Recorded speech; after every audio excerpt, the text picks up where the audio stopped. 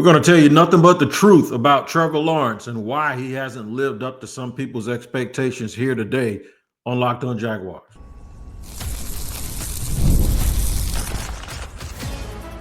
You are Locked On Jaguars, your daily Jacksonville Jaguars podcast. Part of the Locked On Podcast Network, your team every day. It is your team every day here on Locked On Jaguars. We thank you for making us your first listen. I am Tony Wiggins, the host of the Locked On Jaguars podcast, where we give you the biggest stories about the Jacksonville Jaguars each and every day here on Locked On Jaguars in about 30 minutes. And if the story isn't out there floating around, I'm going to make sure we create one to give you some narratives heading into training camp this off season. Today's episode is brought to you by FanDuel. Right now, new customers can get $150 in bonus bets when your first $5 bet wins. Shout out to the everydayers who join us here every single day. And if you're new here, I'll give you a reason to come back. Let me let you know what we're going to talk about today. All right. Third and final segment. We're going to give you a segment that I call Excuses and Reasons, self-explanatory.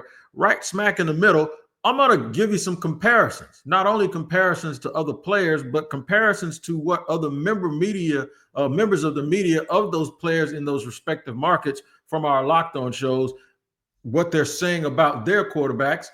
See if it sounds familiar. We're going to start at the very top, though. Familiar to what? Familiar to this. Here's the real story on Trevor Lawrence. Buckle your seatbelt.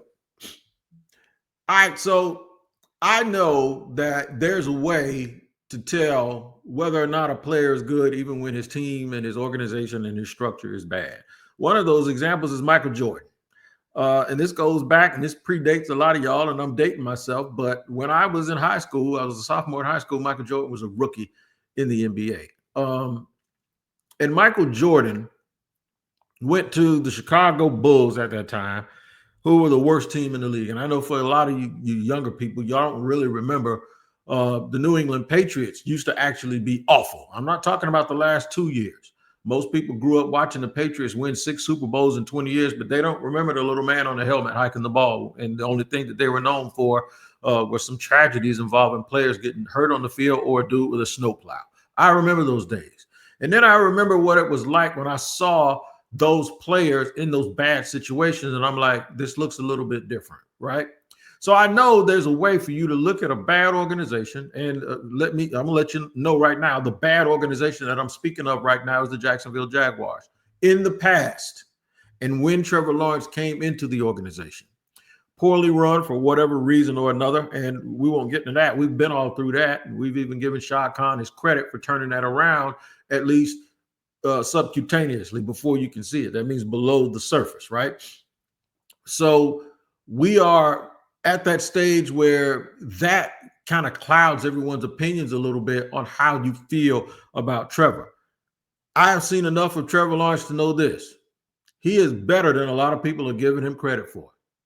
I've also seen enough of Trevor Lawrence to know what I told you guys when he got drafted, that he would never, ever, ever live up to those expectations unless he won. And the expectations were a little bit too much. Even from people who weren't around here. I understood fans wanting to come up with all of these names, sunshine, and be happy, because it appeared that the football gods had finally shined a light down on the Jaguars that we never have had before. And now we've had it twice. And what I mean by that is the biggest name in college football, not just for 1 year, but over the news cycle of a couple of seasons, ended up being on this team as a rookie. Trevor was first, and Travis Hunter is now the second player that has happened to. The difference is Travis Hunter appears to have a whole bunch of structure, a whole bunch of alignment in the staff and the team that he's playing for. Trevor Lawrence came in here and they tried to make him everything except a quarterback who was insulated by a good offensive line, insulated by a good front office, supported by good structure around him, and had the expectations tempered to the point where you could just watch it be what it's supposed to be, as opposed to it living up to some fantasy idea of you had of what a franchise quarterback was going to look like to a franchise that never had a franchise anything. With that being said, he has not been as bad as people think. In fact, not even close. When you consider the circumstances, and here we are. talking about those circumstances. The circumstances that exist for Trevor Lawrence, you would have almost had to be a first ballot Hall of Famer to come in here, play well enough for people to ignore what was going on here. For some reason, that isn't even true for a guy like Justin Herbert. And yeah, I'm going to get to the point in this conversation where I start using examples of other people who didn't have the same expectations, sort of outlived or outplayed the minimal expectations that they had. And that's why I brought up Herbert, because Herbert was not even the first quarterback chosen in his draft. And when he came out, there were about 50% of the people that thought he was going to be a failure. Because he was able to put up a whole bunch of stats, because his play, and he makes throws that very many people can make, and you can say those same things about Trevor Lawrence. Folks seem to want to give him a bit of a mulligan. And then the team moved out of the city where he was playing, and they moved to Los Angeles. The defensive coordinator, or the head coach, who should just be a defense coordinator, and that's what he is now, Brendan Staley, kept going for it when he shouldn't have, making boneheaded decisions down the stretch, taking all of the pressure off Justin Herbert, and all of a sudden now, well, it's everybody else's fault. That doesn't happen with Trevor Lawrence. Even when an idiot like Urban Meyer gets fired and Doug Peterson comes in with a bit of an archaic approach, I'm not going to talk about the offense itself, because there's still people running some of the concepts that Doug ran. And they probably would have worked. I mean, he won 9 games 2 years in a row. If the personnel was a little bit better, those go to 11 games, and nobody's complaining that the offense is outdated. But that's another story. You just can't overcome all of that stuff. But still, everybody can point to it, and they can point to the GM, Trent Baalke. They can point to all of these missteps, but then at the same time, none of that stuff excuses Trevor Lawrence in the eyes of most people. So there's 2 things at play here, and they actually pull against each other. One is the hype train that went bonkers, and the hype train that went bonkers, and it had attached with it a bunch of people who may not have been doing it and hyping him up, but didn't understand the gravity of the situation that and all of the things you had to do for him to be successful. My thing is, it's not enough, and I said it back then, it's not enough just to have a guy like that on your team. What you have to do is insulate him. I likened it to, okay, you don't have a financial advisor, you don't have a lawyer. Okay, that's cool if you're making $75,000 a year. You probably need one then too, but you're probably doing the most you can with what you're doing. But if you win $75 million and then you run and go get those guys, you know why you do that? Because this is a lot. And that's what they should have done with Trevor Lawrence. They should have increased his resources when his presence got here, because the expectations were going to go up and the eyes and the scrutiny was going to add more to it. But they didn't do that. They gave him the ball and told him to save the franchise the same way they rolled him up in front of a podium and a microphone every time they needed to calm the restless natives of the fandom, because they were doing so much wrong. I think the people that did that are no longer here. I'm going to show you some comparisons and how people around the league, from my network, the Locked On Network, the experts from around the league feel about their quarterbacks, and I'll draw parallels to that. I did it yesterday with Peter Bukowski from Green Bay. You're going to hear that short again. I'm going to play that segment for you again in segment 3. But before that, I'm going to show you what people are saying about their quarterbacks from around the NFL that other people aren't talking about, because they're giving them too much credit for how things have gone, if they've gone well, and then they're not giving them enough grief when it comes to not accepting their excuses the way that they won't accept Trevor Lawrence's. We'll get to all of that. I'll explain it. I know it sounds like a lot, but it ain't that deep. Check me out here on Locked On Jaguars in just a second.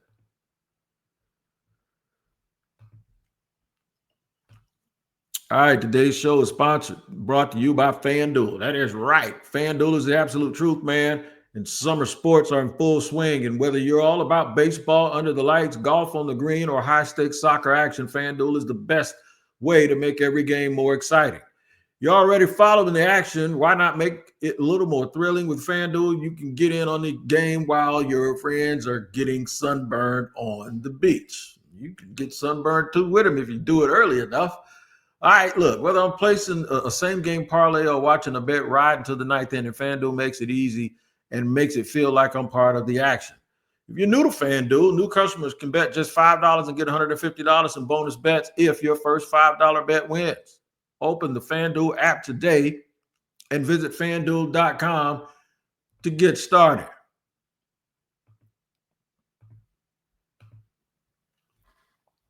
All right, we're rolling along here. We're going to get into this Trevor Lawrence comparisons. First place I'm going to go here is I'm going to go to Detroit and listen to my man Matt Derry from Locked On Lions. And I want y'all to hear something.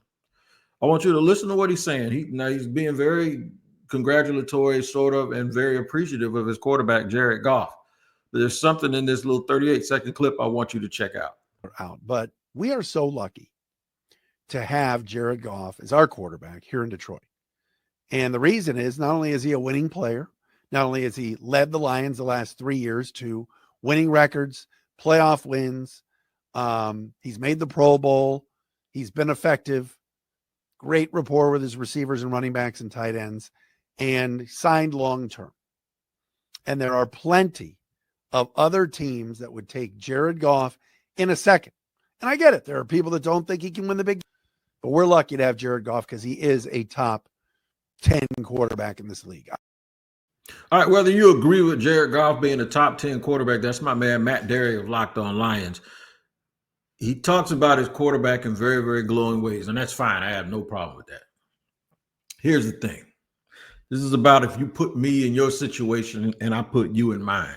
Would Jared Goff be that good if he had Gabe Davis and Evan Ingram and Christian Kirk and Parker Washington? And if his tackles were Robinson, Cam Robinson, and Anton Harrison, and his interior line did not have Frank Ragnow, who's now retired, who's all pro, and they wouldn't, maybe what if you put Trevor up there behind an all pro center, an all pro, an all world right tackle with Amon-Ra St. Brown, Jameson Williams, those two running backs, and a coach that wanted to run the ball and use a lot of play action. I'm just curious, and that tight end. I'm just curious. This is not a attack on Matt, but what it is it's a narrative that a guy is a top 10 quarterback who I just saw throw 15 interceptions in a playoff game at home, as opposed to a dude that's been playing with the likes of the players that the Jaguars have surrounded Trevor Lawrence with on offense. I want you to listen to somebody else. Now, both of those guys make kind of the same money that Trevor Lawrence makes. But when you listen to people talk about Trevor Lawrence, they say this is the year that, and this is the funniest part. If he doesn't do it this year, this is it. I don't know what you're talking about because his extension doesn't kick in until 2026 officially. So I don't know what this is it is. But I want you to hear the guys. This is my man Landon McCool and Marcus Mosier from Locked On Cowboys talking about their quarterback. Check this out. Yeah, I do think this is a big year for Dak because if he can put together a season like he did, let's say in 2021 or 2023, and even if the Cowboys don't do a lot of damage in the postseason, just having another one of those years where it's 30-something touchdowns and under double-digit interceptions, I think you're just starting to talk about a different caliber of quarterback, somebody who has been pretty doggone elite for 7, 8, 9 years of his career. But unfortunately, with a bad season or another injury-filled season, now people are going to think about him as, hey, this is a quarterback that was really good that couldn't stay healthy, kind of the way that we think about Tony Romo the last 4 or 5 years. If he's a winner, he's an inspiring, incredible human who overcame the odds to win the Super Bowl. If he doesn't win it, he's the guy that came up just short, and he falls into that unfortunate category. Great job by the guys from Locked On Cowboys, and they are exactly right. But I want you to notice something. I want you to notice that it's not about individual statistics because Dak has those. It's about whether or not he wins. It's about whether he wins a playoff game. Trevor Lawrence, I believe, was in 2022, won a playoff game. I think he had close to 30 touchdowns, right? So they're saying basically if Dak can have another season like the one season he had, which is very similar to Trevor Lawrence's second season, where they actually did win a playoff game and played tough on the road against the Chiefs, that Dak will be just fine. He'll be their quarterback of the future. Albeit that he's had CeeDee Lamb, He's had a plethora of offensive linemen that have been very, very good. Had a running back for a long time that was one of the 7, 8 best running backs in the league. And has had great players on defense, pass rushers galore, Hall of Fame type like Michael Parsons. Trevor ain't had none of that stuff. He's had none of that stuff. But everybody puts Dak as a top 10 quarterback, and they act like Trevor is a bottom 10 quarterback who doesn't even need to be on the field. See, this is why I do these comparisons. And this is why I say, and if you say none of that matters because I'm not a because that doesn't help the Jaguars, look, I get it. And I know we are got to be all about the Jaguars taking care of themselves, right? But what we're doing is we're busting narratives from national people. And if you happen to be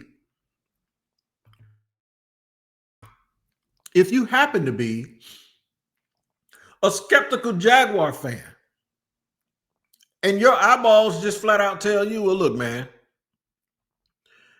I know all of that's true, Wig. I know we had the worst offensive line in the league, or at least one of the 3 worst lines in the league. And I know the receivers haven't been very good, and we've been gassing up guys like Zay Jones like they were the next coming of Jamar Chase just to make us feel better. I understand, Wig, but I still just don't see it. I'm going to talk about your eyes in segment 3.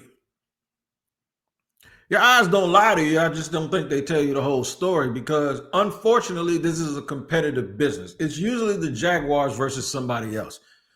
It's not like golf, where they frame it like you're going against another player, but really you're going against the course. Both of you guys are battling the course. Like 2 people at a crap table, you're both battling the house. You're not winning against each other. It's just that whoever comes out with the most at the end is going to win after 18 holes. But you're battling the course. In football, you're playing against those competitors. And people will tell you that in order for one team to win, the most important team on the player on the field is the quarterback.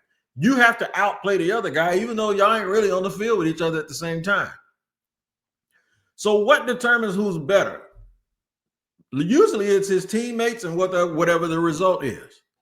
I'm going to tell you why your eyes will lie to you and why we got to get it right and start figuring out how to think for ourselves and understand that if you place this guy in this position, and that guy in your position, it won't always look the same.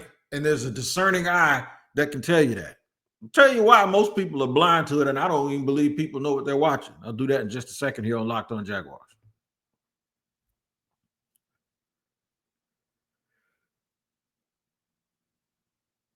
Moving along here on Locked On Jaguars, talking about Trevor Lawrence. I'm trying to get real with you, and in this segment, we're going to talk about excuses and reasons. Excuses and reasons. You can say it's excuses versus reasons. Sometimes reasons are an excuse. Excuse can never be the reason, if you get my drift. Because sometimes a reason will excuse you from something. Maybe thinking that this dude isn't as good, or listening to outside noises about why Trevor Lawrence hasn't lived up to it. Has he done everything right? No, but who's done everything right? There's a little tape out there somewhere on social media of Patrick Mahomes throwing 20 balls in 1 year that hit guys right in their hands and in their chest from the other team. And people will say, well, everybody does that.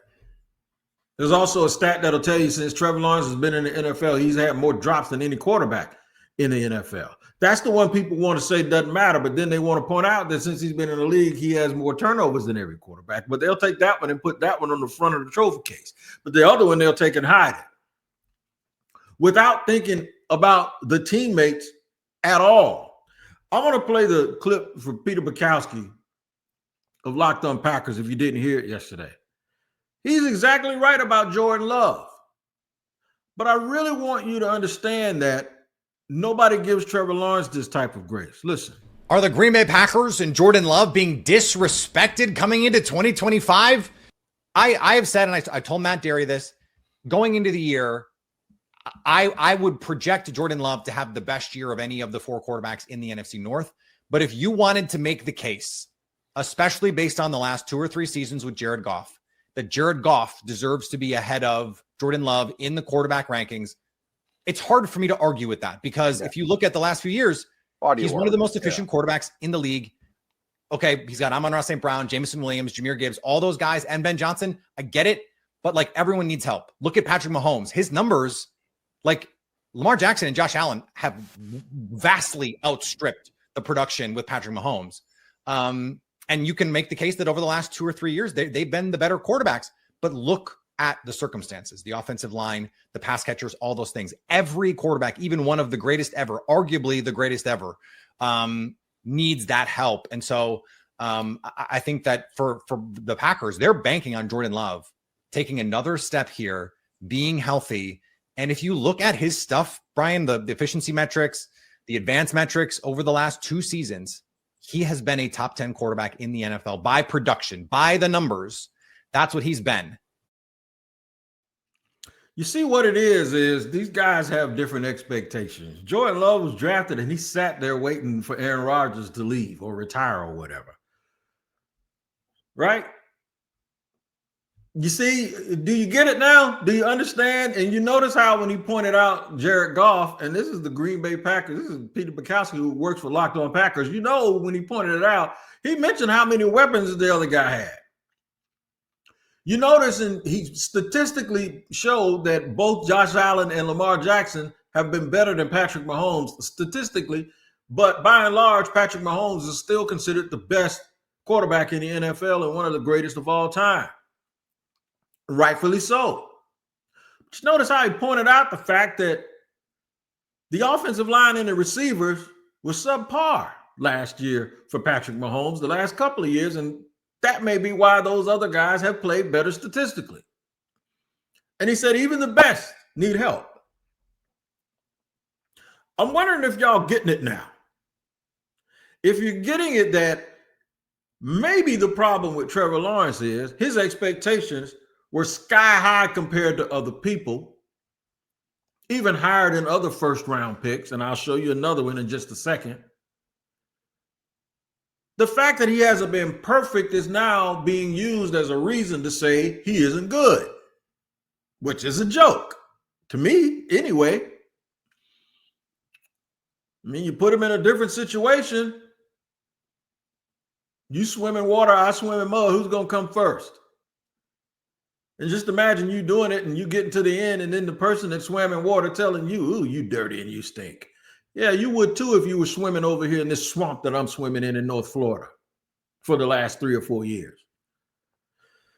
Bryce Young, he got benched and had expectations. The one thing about Bryce Young, there wasn't that many people calling him the prince that was promised.